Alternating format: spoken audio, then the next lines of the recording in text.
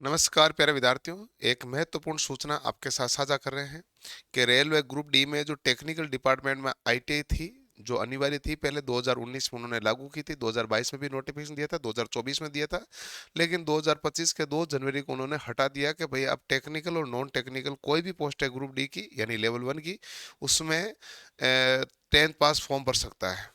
तो अब सवाल ये बनता है कि कोर टेक्निकल पद पर यदि आईटीआई अनिवार्यता नहीं रही है तो फिर आईटीआई का मतलब क्या रहेगा। इसलिए आज से जो ट्विटर अभियान है वो डीजीटी के लिए है।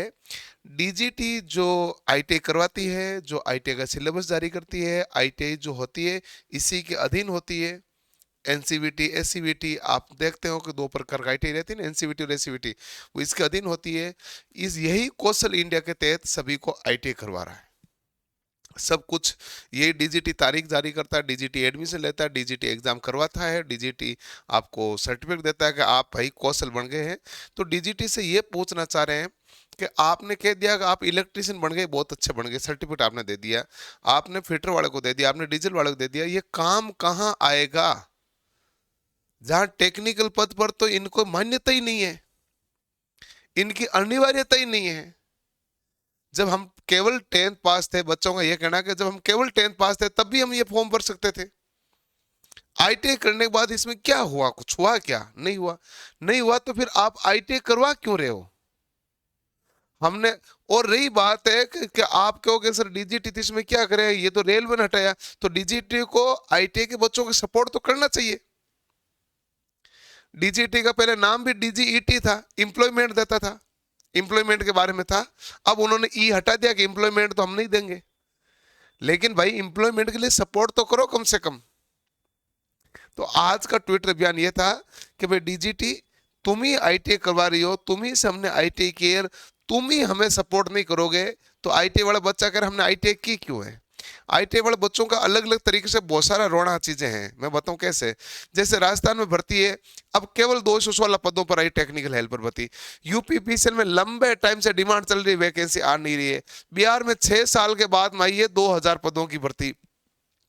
एमपी लाइनमैन में 6-7 सालों के बाद वैकेंसी आई, उसमें भी आई तो 1196 थी, लेकिन जो सभी फॉर्म भर सकते हैं वो पद तो 300-400 ही है। बाकी तो उन्होंने संविदा कर्मचारियों को और उनको दे दिए, तो वो बच्चे तो 300-400 पद है जिसमें वो कोई भी फॉर्म भर सकता है, मतलब आईटीआई किया हुआ कोई भी कैंडिडेट फॉर्म भर सकता है। आईटीआई वाले बच्चों के लिए तो 300-400, बाकी तो सब संविदा को दे दिए।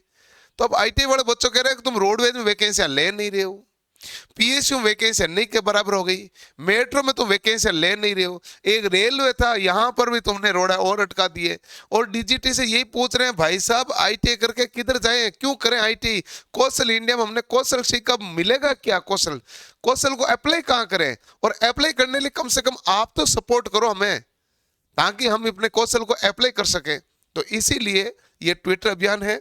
आज 11 फरवरी और सुबह 11 बजे से है, तो सभी विद्यार्थी इसमें पूरा भाग लें तन मन से, ताकि डीजीटी अपने सपोर्ट में रहे और अपना एक मजबूत पक्ष रहे।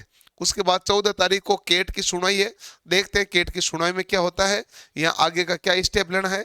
तो सभी चीज़ों पर चल रहा है, चर्चा चल रही है और कार्य चल रहा है, परंतु क्या है कि एक दिन में परिणाम आते नहीं है, संघर्ष की कहानी है और संघर्ष करना है तो वो लगातार हम किए जा रहे हैं। तो आज सभी विद्यार्थी इसमें ट्विटर अभियान भाग लें। मैं खुद ट्विटर अभियान में भाग ले रहा हूँ, मैं खुद ट्वीट करूंगा, आपको भी ट्वीट करना, ताकि डीजीटी से हमारा सवाल है जो वाजिब सवाल पूछा जाए। तो मिलते हैं आज 11 बजे ट्विटर पर। धन्यवाद।